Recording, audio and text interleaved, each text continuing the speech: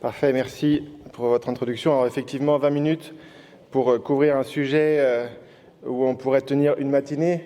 On ne va pas pouvoir parler de tout, on va essayer de parler quand même de l'essentiel, mais j'anticipe certaines frustrations sur certains sujets. Ne le soyez pas, je vais faire autant que je peux essayer de vous apprendre quelque chose aujourd'hui. Et si vous ressortez de cet auditorium en ayant appris quelque chose, ce sera déjà une partie de la mission accomplie. Alors très rapidement, pour vous redonner des ordres de grandeur, le transport en France, le transport routier, c'est 95% des émissions de CO2 au niveau français. La moitié, ce sont nos voitures, 20% les poids lourds, 20% vos livraisons sur Amazon, entre autres, et puis 5% le transport aérien. Alors sachant qu'on ne compte pas, bien évidemment, le transport aérien international, comme vous ne le savez peut-être pas. Comment on se déplace en France? On se déplace principalement en voiture, 80% des trajets, souvent pas par plaisir d'ailleurs, parce qu'on n'a pas le choix, et parce qu'on n'a pas d'alternative. Et vous voyez, le car 6%, ferré et le train 11%, et l'avion 1,6%. Alors là, je vais peut-être vous apprendre quelque chose, mais le moyen de transport le plus utilisé par les Français pour faire plus de 100 km, c'est l'avion. L'avion, c'est la barre orange. Alors l'avion, on ne le prend pas très souvent, mais quand on le prend, c'est pour aller très loin. Et donc, chaque année, les Français font 110 milliards de kilomètres en avion, ce qui est plus qu'ils font en voiture, pour faire plus de 100 km. Alors rassurez-vous, pour faire moins de 100 km, ce n'est pas l'avion, c'est la voiture. Ce qu'il faut aussi savoir, c'est que sur ces 110 milliards de kilomètres, eh bien, en fait, vous n'avez que 30% des Français qui prennent l'avion, 70% qui ne prennent pas l'avion, et c'est 2% des Français qui font la moitié de ces 100 milliards de kilomètres, donc 2% des Français qui font 50 milliards de kilomètres en avion. Alors, heureusement, pour ces gens-là, on les préserve, puisqu'ils n'ont pas de taxe carbone, puisque cette petite minorité de Français qui prend l'avion ne paye pas de taxes sur le moyen de transport le plus utilisé pour faire plus de 100 km. Alors heureusement, comme je vous l'ai dit, les émissions de gaz à effet de serre de ces vols internationaux disparaissent pas dans l'atmosphère, pas dans la nature, mais dans l'atmosphère, puisque c'est quand même la moitié des émissions de CO2 de celles des gilets jaunes en voiture, qui, eux, pour le coup, payent la taxe carbone. Donc vous l'aurez compris, si on veut essayer de refaire vivre cette taxe carbone, mais il faut déjà essayer qu'elle s'applique à tout le monde, et notamment en partie aux gens les plus aisés. Alors maintenant, on va faire un petit focus sur la voiture, puisque je vous ai dit que c'était quand même la moitié des émissions de CO2. Je vous ai présenté des travaux qu'on a réalisés récemment avec France Stratégie. On va partir de mauvaises nouvelles. Alors l'Europe, on entendait dire que c'était le bon élève. Moi, j'ai plutôt une vision un peu différente sur le transport. C'est plutôt le mauvais élève. Et puis, on va essayer de voir des pistes de solutions, parce que c'est important, et c'est le but aujourd'hui, c'est de voir le champ des possibles. Comment est-ce qu'on peut enfin faire baisser ces émissions de CO2 ? Vous ne le savez peut-être pas, mais on a un peu de mal à faire baisser les émissions de CO2 du transport, puisque c'est le seul secteur au niveau européen dont les émissions ont augmenté par rapport à 1990, et qu'aujourd'hui, la seule manière que l'on ait trouvée pour les faire baisser s'appelle une crise financière. Donc la question est de savoir, est-ce qu'il y en existe une autre ? Alors, nous, on a vu ce graphique l'an dernier et on s'est dit, il y a quelque chose qui se passe. Là, comme vous le voyez, ça, c'est les émissions de CO2 des voitures neuves. Et vous voyez qu'on a un objectif de baisse qui est de 95 grammes en 2021. Alors, c'est 95 grammes dès 2020 pour 95% des ventes et 100% l'an prochain. Et comme vous le voyez, tout allait bien dans le meilleur des mondes jusqu'en 2015. Et depuis 2015, non seulement elles ont arrêté leur baisse, mais elles ont commencé à augmenter. Qu'est-ce qui s'est passé ? Vous avez eu le scandale Volkswagen sur la pollution atmosphérique, les émissions de polluants. Et donc, un certain nombre de villes ont pris des mesures pour limiter la circulation des véhicules diesel, ce qui a eu un impact important sur les ventes de diesel, qui ont baissé. Et en même temps, vous avez une mode qui existe depuis un certain nombre d'années, qui s'appelle des SUV, notamment des voitures plus grosses, plus lourdes. Et la combinaison à la fois de la baisse des voitures diesel et de la hausse des ventes de SUV a fait repartir ces émissions à la hausse. Alors on va prendre un peu de recul maintenant, et vous allez peut-être apprendre quelque chose. En fait, depuis 2000, les émissions de CO2 des voitures n'ont quasiment pas baissé. Vous, ce que vous lisez dans les médias, dans les journaux, ce que vous entendez à la radio, c'est la courbe bleue, c'est la baisse. Alors ça baisse, mais en laboratoire. Donc c'est bien, et on ne vous le précise pas à chaque fois. Dans la vraie vie, dans la rue, juste dehors, c'est la courbe en pointillé. Donc vous voyez que c'était stable jusqu'à 2008, après ça a baissé, et puis c'est stable de 2010 à 2018. Donc ça ne baisse pas, c'est la raison d'ailleurs pour laquelle le transport a du mal à faire baisser ses émissions de CO2. Alors qu'est-ce qui s'est passé en 2008 ? Parce qu'on a réussi à le faire baisser en 2008. Oui, juste pour expliquer le fait que ça n'avait pas baissé, effectivement. Pourquoi ça ne baisse plus depuis 20 ans ? Parce qu'en fait, le thermomètre est cassé. Si vous avez un thermomètre pour prendre la fièvre de votre enfant et qui ne marche pas, vous n'allez pas avoir la bonne valeur. Là, il est cassé, et ce qu'on a réussi à faire, c'est augmenter, si vous voulez, les constructeurs automobiles ont réussi à optimiser le cycle, optimiser ce qui se passe sur le laboratoire. C'est un cycle qui a été mis en place dans les années 70, qui n'était pas du tout fait pour représenter la réalité, mais pour limiter la concurrence entre les pays européens. Et donc, on voit aujourd'hui que l'écart entre la réalité et le cycle, c'est à peu près 40%. Donc, on se dit, on va changer de thermomètre. Donc, on a changé de thermomètre et on est passé du NEDC WLTP. Donc, le thermomètre, le nouveau, est 2 fois moins mauvais. Donc, c'est pas mal. C'est-à-dire qu'on a divisé les écarts par 2. Mais le problème, c'est qu'on ne veut toujours pas mesurer les émissions réelles. Et ça, c'est pas prévu avant 2030. C'est le petit RDE en bas à droite. PSA avait développé quelque chose avec TNI, Transport et Environnement, qui fonctionnait très bien, mais ça n'a pas été retenu pour l'instant. Donc, problème de thermomètre. Alors, qu'est-ce qui s'est passé en 2008 ? En bleu, là, c'est un graphique, je précise, c'est des bases 100. Ça veut dire que, par exemple, pour les SUV, les ventes ont été multipliées par 8 entre 2001 et 2017. En 2001, ils se vendaient 5% de SUV, en 2017, 40%. Qu'est-ce qui s'est passé en 2008 ? Il s'est passé qu'on a vendu, comme vous le voyez, moins de SUV. Vous le voyez un peu moins, mais on a aussi vendu moins de grosses voitures, donc c'est le segment EF et Sport. Et on a vendu plus de petites voitures. Il fallait y penser. Le seul moment où on a fait baisser les émissions de CO2, moins de grosses voitures, plus de petites voitures. C'est compliqué quand même. Une fois qu'on a dit ça, alors pourquoi est-ce qu'on a vendu plus de petites voitures, notamment en France ? Parce que la France était, pour le coup, en avance sur tous les autres pays. Elle a mis en place, le 1er janvier 2008, un véritable bonus-malus qui touchait un bonus, notamment sur les émissions de CO2, bonus qui touchait 40% des ventes de voitures. Donc ça a déformé les voitures vers des voitures plus petites et plus légères. Et il se trouve que c'était les voitures fabriquées par les constructeurs français. Bon, ça tombait plutôt bien. Alors, est-ce qu'on est capable de reproduire ce qui s'est passé là ? Alors, bien évidemment, il y a le levier de la voiture électrique.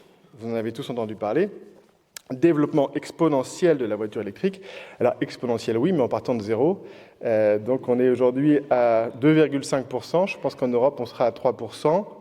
Et aujourd'hui, il y a un écart encore important entre ce que cette voiture vous permet de faire, rouler tous les jours, partir en vacances, et son prix.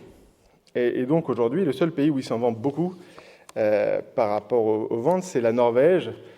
À peu près 60% des ventes, ce sont des voitures électriques. Pourquoi ? Parce qu'il y a une fiscalité très forte sur la voiture normale et que la voiture électrique en est exemptée. Donc vous réduisez l'écart de prix et vous réduisez de telle manière qu'elle est même moins chère à l'achat. Vous allez chez Volkswagen, ça vous coûtera moins cher d'acheter une Golf électrique qu'une Golf diesel. Dans ce cas-là, c'est plus simple d'arbitrer entre les deux. Parce qu'aujourd'hui, si je vous dis, je vous vends une voiture plus chère et vous pouvez faire moins de choses avec, je ne vais pas trouver beaucoup de personnes qui vont me suivre. Alors, on reparle un petit peu du transport. Ce qu'il faut savoir, c'est quand même que quand on regarde l'augmentation des émissions de CO2 depuis 2010, les SUV, c'est la deuxième cause. Devant, c'est l'électricité, donc ça c'est l'électricité notamment au charbon, qui est bien aidée par la délocalisation de nos émissions à nous. Quand on ferme une usine en France et qu'on l'ouvre dans un autre pays, fabriqué au charbon, ça contribue à ce premier poste. Ce qu'il faut savoir, c'est que le SUV, l'augmentation liée au SUV est plus forte que l'augmentation du transport aérien et maritime réunis. D'accord ? Donc on a un petit problème sur le SUV. Et comme vous pouvez le voir, depuis 2010, l'impact négatif a été 5 fois plus important que l'impact positif des voitures électriques. Qu'est-ce que ça veut dire ? Ça veut dire que si on ne fait rien aujourd'hui, tous les gains potentiels de la voiture électrique seront annulés complètement par les SUV. Pas très réjouissant. Bon alors, heureusement en France, depuis 2021, on a pris le problème à bras-le-corps. On a un nouveau malus écologique qui a significativement augmenté, puisque avant, vous aviez 4% des voitures qui payaient 500 € ou plus, et que ça a plus que doublé, puisque nous sommes désormais à 10%. Bon. Ce qu'il faut savoir, c'est que le malus, par rapport à 2017, a touché 2 fois plus de personnes, et que les émissions de CO2 ont augmenté. Ce qui paraît un peu contre-intuitif. Donc on a un problème de malus aujourd'hui qui n'est pas dissuasif. Il ne fonctionne pas. Et puisqu'aujourd'hui, pour payer un malus de 1 000 € sur votre voiture, il faut que votre voiture pèse plus de 1,7 tonne. Et vous calculez ça par rapport à votre poids, mais ça fait à peu près 30 fois votre poids. Voilà, on n'est pas quand même sur quelque chose de dissuasif, donc on a un problème. On a un problème et il faut améliorer ce qui existe. Pourquoi ? Le bonus, comme je vous l'ai dit, 25 fois votre poids, pas dissuasif. Le thermomètre, pas réparé avant 2030. Donc on a le choix d'encore perdre 10 ans. On ne prend en compte que les émissions à l'usage de la voiture, mais la voiture électrique, où est-elle fabriquée ? Où est fabriquée sa batterie ? Est-ce qu'elle est fabriquée en France en énergie décarbonée ? Est-ce qu'elle est fabriquée en Pologne, en Chine? L'écart de prix est encore trop important sur la voiture électrique pour que tout le monde dans cet amphithéâtre puisse s'en acheter une. Et puis enfin, ce que je ne vous ai pas dit, mais vous en avez peut-être entendu parler récemment, c'est qu'aujourd'hui, les règles européennes encouragent les voitures lourdes. Donc vous n'avez pas un bonus aux voitures légères, vous avez un bonus aux voitures lourdes. Et ça a été passé en 2009, notamment pas par les constructeurs français, plutôt par les constructeurs allemands. Et Elisabeth Borne et Bruno Le Maire ont comme ambition de pouvoir aller renégocier cette règle, effectivement, non seulement qui pénalise l'industrie française, bien évidemment, puisque nous sommes les champions de la voiture petite et légère, mais aussi qui pénalise tout le monde, puisque on voit l'impact sur les émissions de CO2. Alors, qu'est-ce qu'on a proposé avec France Stratégie pour essayer de vendre plus de voitures plus petites et moins de voitures plus grosses ? On s'est inspiré de ce qui se passe en Norvège depuis 2007, et on s'est dit, les gens qui veulent s'acheter une voiture plus grosse, pas de problème. Par contre, ça va leur coûter un petit peu plus cher, ils vont payer un malus. Et ce malus, il ne va pas aller dans la poche de l'État, il va aller dans la poche de ceux qui sont prêts à s'acheter une voiture un peu moins grosse, un peu moins lourde et un peu plus légère. Et donc un système de bonus-malus, indexé sur le poids des voitures, entièrement redistributif. Donc ça n'est pas une taxe, c'est un système de redistribution. Ça permettra, 1, de compenser le bonus européen sur le poids.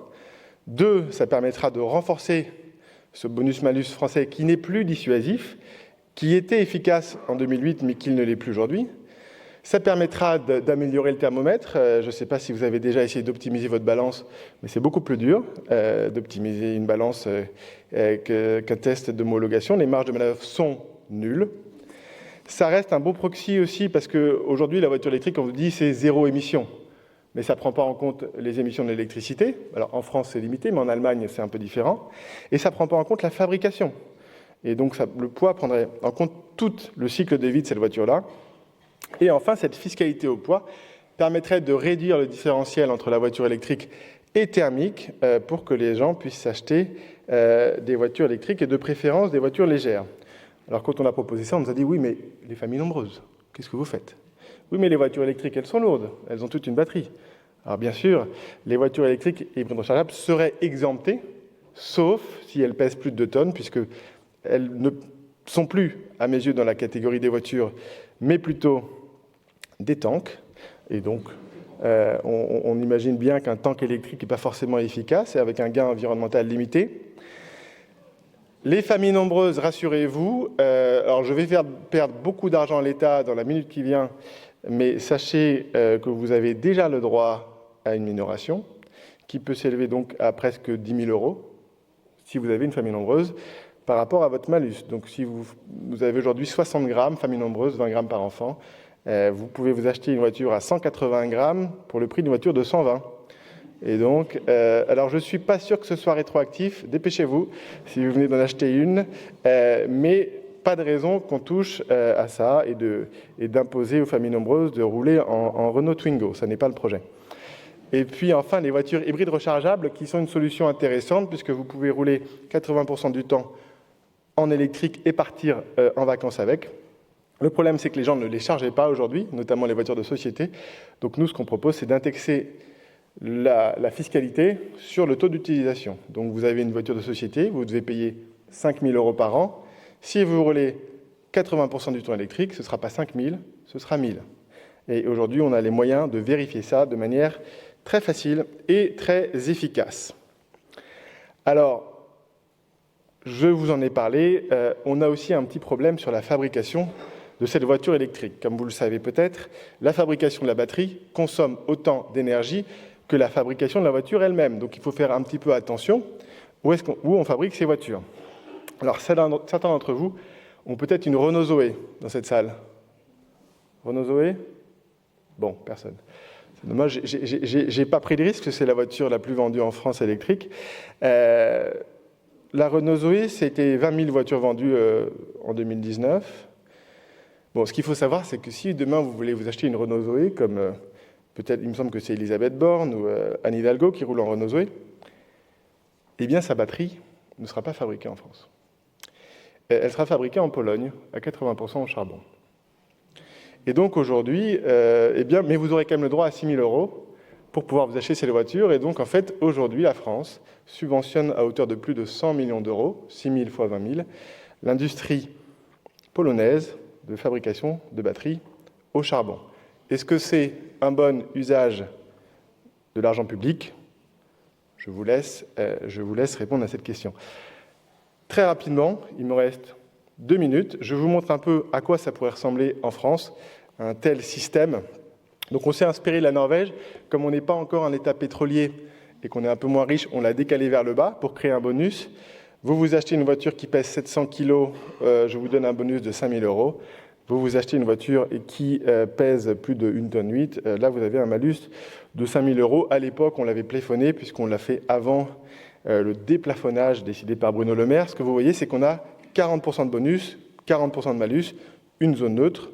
Et là, on est capable de faire quelque chose qui est efficace. Alors, qu'est-ce que ça donne pour vous ? Ça dépend de votre voiture. Alors, vous avez le choix. Une Peugeot 108, on vous donnera 2 700 €. Une Peugeot 208, 1 000 €. Et puis, dès que vous prenez des voitures un peu plus grosses, un peu plus lourdes, si vous n'avez pas de famille nombreuse, bien sûr, ça va vous coûter un peu plus cher. Voilà.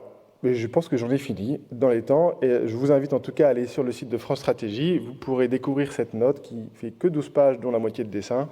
Et n'hésitez pas, bien sûr, à en parler autour de vous. Merci beaucoup.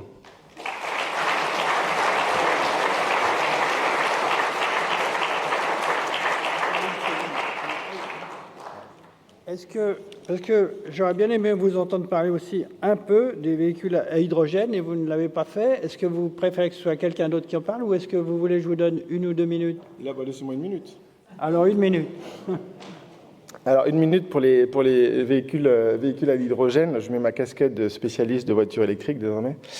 Les voitures hydrogène, il s'en est vendu l'an dernier 10 000 sur 2 millions de voitures électriques au total. Donc j'ai fait le calcul, ça fait 0,015%. Alors l'hydrogène, ça va pouvoir être une solution, mais pas dans les voitures. Pourquoi pas dans les voitures ? Parce que ça coûte trop cher. L'infrastructure de recharge, c'est 1 million d'euros, une pompe à hydrogène. Donc on fait le calcul sur le réseau français, ça fait 10 milliards.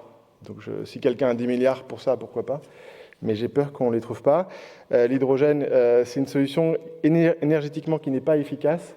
Aujourd'hui, en consommation d'énergie primaire, on consomme 2 fois plus d'énergie avec une voiture hydrogène qu'une voiture électrique à batterie. Et l'hydrogène, aujourd'hui, il est produit à 95% à partir d'énergie fossile. gaz, pétrole, charbon. Donc, il y a encore quelques challenges. Néanmoins, ça peut être une solution intéressante dans certains cas, dans le cas notamment d'une flotte de véhicules. Alors, il y a une flotte de taxis à Paris qui roule en véhicules à hydrogène. Ce n'est pas encore économique, c'est très subventionné, mais ça existe. Ça peut fonctionner aussi dans des flottes de bus, dans des camionnettes, pas dans des voitures particulières. Certains se poseraient peut-être la question, est-ce que ça pourrait marcher dans un avion ? Alors, sur le principe, oui. Mais malheureusement, on en discutait hier soir avec d'autres intervenants. La meilleure solution, si vous voulez décarboner l'avion, ça va être tout simplement de ne pas le prendre. Voilà.